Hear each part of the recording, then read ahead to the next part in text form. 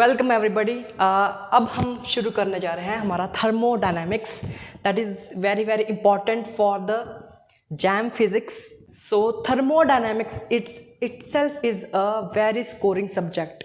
Okay, सो thermodynamics हम पढ़ेंगे, आज से टॉपिक की शुरुआत करेंगे। तो बेसिक डेफिनेशन से हम शुरू करेंगे। बेसिक जो चीज़ें हैं थर्मोडायनेमिक्स के लिए इम्पॉर्टेंट, वो पता होनी चाहिए। तो ये जो थर्मोडायनेमिक्स की जो सीरीज़ होने वाली है, इसमें न्यूमेरिकल्स भी हम करेंगे बाद में। Okay, but first of all we should know the basic things of the thermodynamics. तो सबसे पहले हम बेसिक डेफिनेशन से शुरुआत करते हैं। First of all we will talk about the system. What is system? What is my surroundings? System surrounding क्या है, ठीक है, इसके बारे में बात करेंगे। ठीक है, तो system is anything that is under our observation. System means, देखो, थर्मोडायनेमिक्स एक ऐसा टॉपिक है जिसमें हम पार्शियल डिफरेंशिएशन यूज़ करेंगे, मैथमेटिक्स का यूज़ करेंगे। ठीक है, इक्वेशंस ही होती हैं इसमें ज़्यादातर, जो हम डायरेक्टली न्यूमेरिकल्स में यूज़ करते हैं। ओके, बट इसके साथ साथ अगर डीप में समझना है then we have to understand the main meanings of these words. What is system, what is surrounding, what is state function, आगे पढ़ेंगे उसका मतलब क्या है।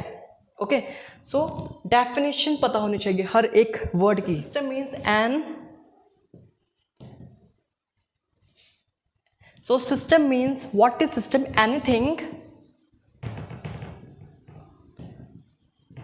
anything that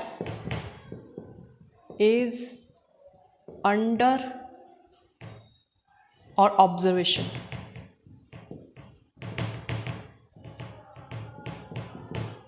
Simple. For example, if I take because we are concerning with the thermodynamics, हम एक coffee का मग लेते हैं। फॉर एग्जाम्पल दिस इज मग और इसमें कॉफ़ी है।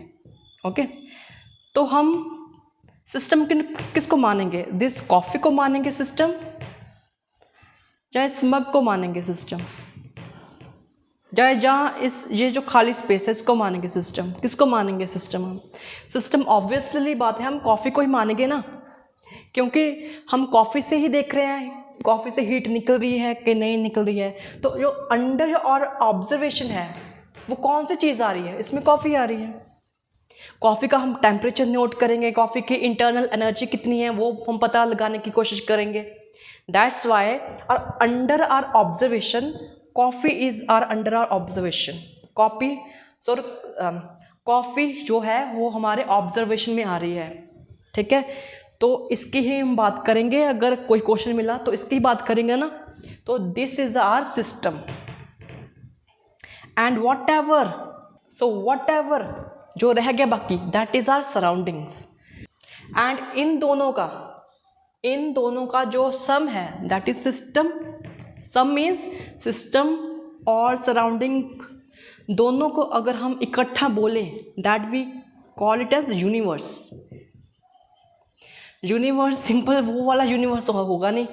यूनिवर्स मीन्स सिस्टम कोई भी हो प्लस उसके आसपास जितनी भी हम सराउंडिंग ले रहे हैं, दोनों का सम होगा यूनिवर्स।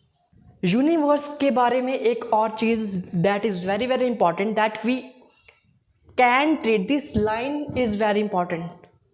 ठीक है, क्योंकि ये लाइन जो एंट्रोपी आगे पढ़ेंगे उसमें कन्फ्यूजन हटाने के लिए दिस लाइन जो अभी मैं कहना चाह रहा हूँ that is very very important. क्योंकि जब हम एंट्रोपी पढ़ते हैं बहुत कन्फ्यूजन आती है। ओके, तो ये लाइन लिख लो तुम कि universe, very important line, universe can B, इसको मैं इस जहाँ पर लिख देता हूँ, इसको रब कर देता हूँ। So this line is very important. Universe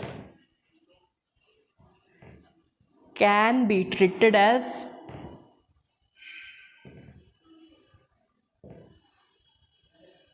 N isolated system.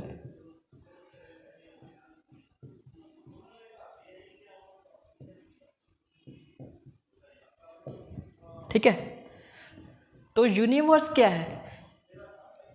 System. ठीक है, एक छोटा सा जो मैंने अभी एग्जांपल दी, कॉफ़ी मग। कॉफ़ी, तो कॉफ़ी सिस्टम, सराउंडिंग और दोनों को कलेक्टिवली कहा था मैंने यूनिवर्स। अब मैं कह रहा हूँ कि हम यूनिवर्स को मान सकते हैं it is an isolated system. Why? Because देखो according to this definition of universe, universe के बाहर कुछ भी नहीं होना चाहिए according to this definition. Okay, हम नेग्लेक्ट अगर होगा भी तो हम उसकी परवाह नहीं करेंगे, ठीक है। तो यूनिवर्स का मतलब क्या हुआ कि यूनिवर्स के बाहर कुछ भी नहीं है, ठीक है, जिससे कि हीट बाहर निकल सके। Okay, so universe itself is a big system, itself is a big system. सबसे बड़ा जो सिस्टम होगा वो यूनिवर्स है। एंड दैट सिस्टम, बिकॉज हम उसको एज अ बिग सिस्टम मान रहे हैं, तो हम यूनिवर्स को एन आइसोलेटेड सिस्टम भी मान सकते हैं। आइसोलेटेड मीन्स जो अकेला पड़ा है। अकेला पड़ा मीन्स हीट जो होगी वो बाहर तो जा ही नहीं सकती, जाना उसके अंदर आ सकती है। That this is the meaning of isolated system, that heat can't go from system, can't leave the system. In fact, that isolated system means heat can't leave the system. आगे पढ़ेंगे इसके बारे में, can't leave the system, तो वो होगा हमारा isolated system. Okay, now we will talk about the types of equilibrium. Types of equilibrium.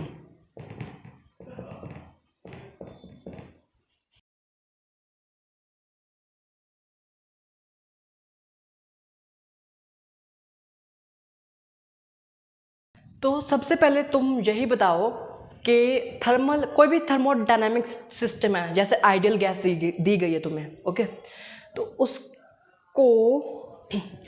उसको कैसे हम स्टडी करेंगे। तुम्हारे पास, तुम्हें एक आइडियल गैस दी गई है, उसको स्टडी करना है, तो कैसे हम स्टडी करेंगे। We need to know its pressure which is obvious, we need to know its temperature which is obvious, volume पता कर सकते हैं, और कोई चीज़ पता कर सकते हैं, लाइक माइक्रोस्कोपिक के नंबर ऑफ पार्टिकल्स कितने हैं, या नंबर डेंसिटी कितनी है, एनर्जी कितनी डिस्ट्रीब्यूशन होगी उसका, ये सब कुछ नहीं पता कर सकते। दैट्स वाई थर्मोडायनेमिक्स में हम जस्ट लिमिटेड रहेंगे मैक्रोस्कोपिक प्रॉपर्टीज के साथ। अब मैक्रोस्कोपिक प्रॉपर्टी मतलब pressure, temperature, volume. So types of thermal equilibriums are there, thermal types of equilibrium are there that are thermal, mechanical and chemical. Thermal equilibrium means when P and T does not change with time, ठीक है। I am not saying P and T is not equal to time, means P, pressure, temperature or any other variable doesn't change with time. This is the meaning of thermal equilibrium. And mechanical equilibrium means if work done is zero,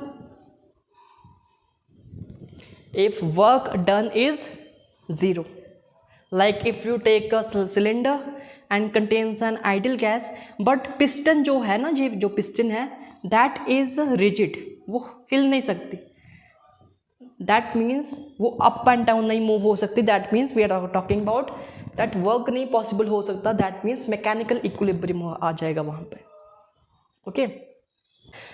तो जब भी dW 0 होगा किसी भी कारण, okay, then it is mechanical equilibrium. And third one is chemical equilibrium, when number of particles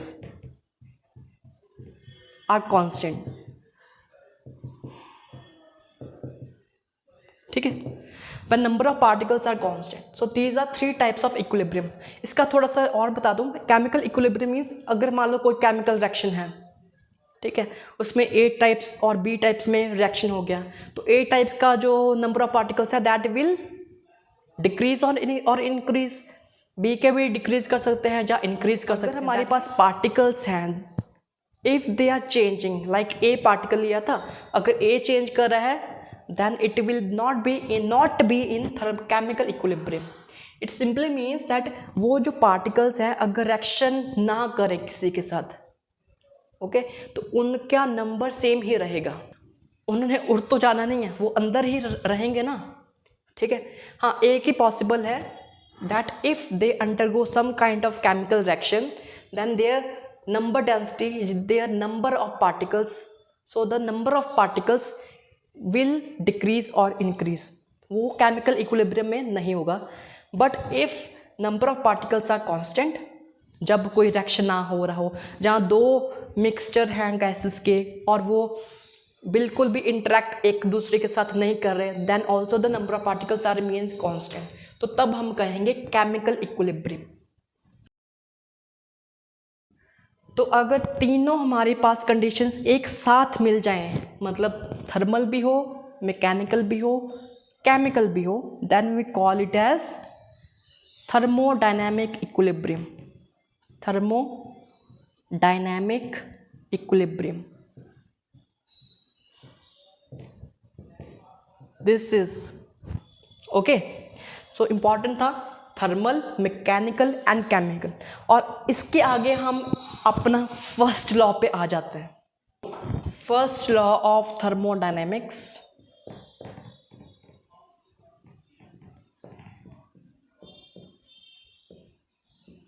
thermodynamics, that is dq is du plus dw plus mu dn, okay. Now तो ये है हमारा फर्स्ट लॉ ऑफ थर्मोडायनेमिक्स की equation, और यहाँ पर बहुत सारी बातें आने वाली हैं दैट यहाँ पर मैंने डी डैश, ये डी डैश या कह सकते हो डी कट लगाया है, ठीक है। D cut indicates, what does it indicates?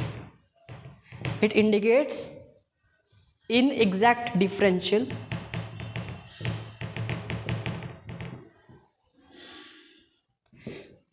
अगर एंड सिंपल डी जो डेरिवेटिव का डी है, अगर उसके ऊपर कट नहीं लगाया, that indicates we are talking about exact differential.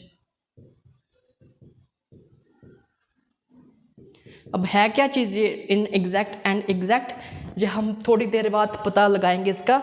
अभी मुद्दे पर आते हैं कि दिस इज डी यू, तो हर एक चीज़ का हमें मीनिंग पता होना चाहिए। That is D Q means, here Q means heat energy, और उसके पीछे मैंने D लगा दिया, that means small incremental change, okay, in the Q। So and also W means work done by the gas or on the gas, and mu is chemical potential।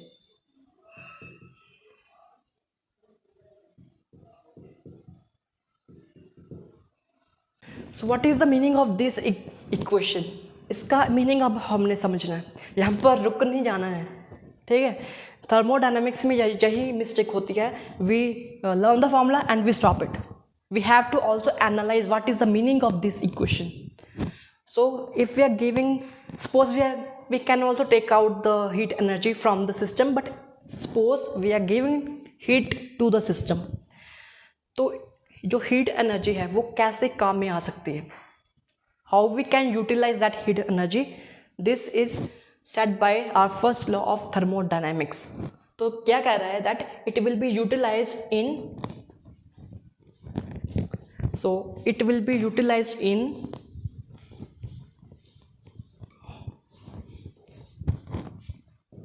In work done. Second, और कैसे utilize हो सकती है Q can also increase internal energy D U, okay, increase D U, और can also decrease, ठीक है। ये भी work done by the gas और work done on the gas हो सकता है, okay. So third is also can change the number of particles, change the number of particles, यहाँ पर अकेला यू लिखना बेहतर है, ठीक है, इंटरनल एनर्जी। तो 3 कामों में हमारी जो क्यू है, क्यू 3 कामों में लग सकता है। एक तो वर्क करने में, दूसरा इंटरनल एनर्जी बढ़ाने में, और तीसरा नंबर ऑफ पार्टिकल्स को चेंज करने में। ओके, ठीक है। अच्छा, वर्क डन कैसे होगा? If we supply, this is our container और इस पे हम जिसमें गैस है, इफ़ वी सप्लाई हीट, अगर सप्लाई करें heat then it will expand, और अगर एक्सपैंड होगा तो वर्क डन होगा। ठीक है, क्योंकि तुम्हें पता है that work is nothing but PdV, ये +1 वे में भी पढ़ते हैं। अगर वॉल्यूम इंक्रीज होगी then also work is done. Now second part is it will also increase the internal energy. Suppose इसके ऊपर हमने पिस्टन रख दिया, पिस्टन इज रिजिड और ये फिल है, पूरी गैस हमारी फिल है, and piston can not move upward, ये ऊपर मूव नहीं कर सकता, ना नीचे ही आ सकता है, तो ये फिक्स होगी वॉल्यूम। ओके, तब कोई वर्क डन तो होगा नहीं क्योंकि वॉल्यूम तो चेंज होगी नहीं, बट स्टिल क्यू कैसे काम करेगा? Q can also increase the internal energy. ठीक है, ओके, बट हमें कैसे पता लगेगा इंटरनल एनर्जी बढ़ी कि नहीं? वी कैन क्योंकि इंटरनल एनर्जी का रिलेशन आगे जाकर पढ़ेंगे टेम्परेचर के साथ है। अगर temperature increases then also internal energy increases. ठीक है, तो इंटरनल एनर्जी में कम आ जाएगा। अच्छा, तीसरा, अगर हमारे पास मान लो 2 पार्टिकल्स, 2 तरह की गैसेस है दैट कैन रिएक्ट। ओके, तो अगर हमें 2 गैसेस डाल दी एक साथ और कोई भी हीट ना दी, ठीक है, then it will not react. Okay, but if we supply heat energy and they react, then what happens कि number of particles in of A gas will decrease or increase। Similarly B के भी जो particle, B मतलब 2 तरह की gases ली मैंने और दोनों को रिएक्ट कराया by supplying the heat, then A can decrease or increase और B gas can also decrease or increase, मतलब उसके number of particles increase और decrease हो सकते हैं। That means Q can also do this, can change the number of particles। ठीक है, but आगे जाके we will limit ourselves to not to do this, we will limit ourselves to this du plus dw। ठीक है, हम ये तो चीज़ थोड़ी सी केमिस्ट्री वाली आ जाती है तो हम इसको नहीं लेंगे अभी। ठीक है, जैम में भी म्यू dn को हमने कंसिडर नहीं करना, सिलेबस का पार्ट नहीं है ये, बस वी विल कंसिडर दैट हमारी जो हीट एनर्जी होगी that will either use in work done, जहाँ ये वर्क डन में इस्तेमाल होगी, जहाँ ये इंटरनल एनर्जी में इस्तेमाल होगी, जहाँ सेम प्रोसेस में दोनों में इस्तेमाल होगी, मतलब वर्क डन भी हो रहा होगा, इंटरनल एनर्जी भी एक साथ इंक्रीज हो रही होगी। Okay, so this is the first law. अगर ये वीडियो तुम्हें पसंद आई हो तो then you must like, share and please subscribe to my channel. Thank you.